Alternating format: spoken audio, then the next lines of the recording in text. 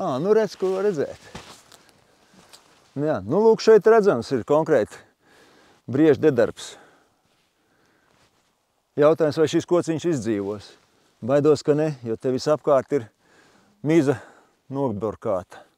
Tālāk nākamais, aiz tā ir jau nokaltis. Ir daži kociņi, kur mēs esam potenciālie nākotnes koki, ir aptītas spirāles, cenšoties aizsargāt viņus no briežu bojājumiem. Mēs atrodamies Talsu novada Ģibuļu pagastā netālu no Usmas ezera. Īpašumā principā ir priežu audzes, lāns, sils, mētrājs, kur reāli ir jāaudzē priedis, jo viņš šeit auga no simtiem gadiem un viņām ir jāauga arī turpmāk, vai ne? Līdz ar to, kur ir izcirtumi bijuši, mēs apstādām ar priedēm, kuras, protams, tiek kopts, ievērojot visus agrotehniskos pasākumus. Ja? Mēs mazos kociņus, kamēr viņi ir līdz metram, katru gadu miglojam ar triko repelentu. Kad koki paliek lielāki, tinam ap stumbriem spirāles. Zvēru postījumi ir masveidīgi. Nu šeit jūs teikt tā, ka ir bojāti visi koki, principā nevis katrs trešais, bet principā pilnīgi visi kociņi ir bojāti. Ja? Jautājums, cik lielā mērā, jo priedītei, ja izdodās, ja viņš bojājums nav pilnīgs, tad viņa spēj sadziedēt, augot to mizas bojājumu, bet ir koki, kam visapkārt ir noborkāta miza, līdz ar to kociņš aiziet bojā.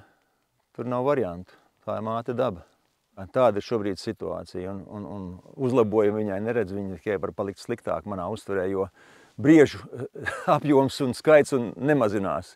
Neskatoties uz to, ka mednieks saka, ka viņš šeit viņas medī, bet ir tā, kā viņš ir šeit, tad viss ir labi uzskatām redzams. Man cilvēki, kas strādā mežā šos te kociņus apstrādāt, viņi saka, ļoti bieži ir tā, arī tas apstrādātais kociņš ir sevišķi mazais.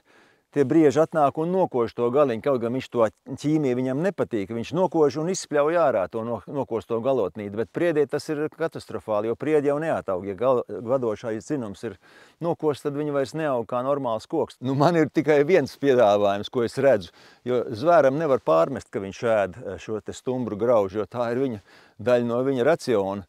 Vienīgais variants ir limitēt zvēru skaitu, jo citu variantu es neredzu. Un tas ir nevienreiz diskutēts, kad ir jāsamazina staldbriežu, vispār pārnaģi arī stirntai skaitā skaits, jo savādāk ar viņas nevar izdarīt neko citu, kā tikai mēģināt ierobežot šo skaitu. Es uzskatu, viņš jāsamazina ir vienīgais risinājums. Es jau sacīju, es jau neaudzēju mežu priekš sevis, es jau audzēju viņu nākotnē.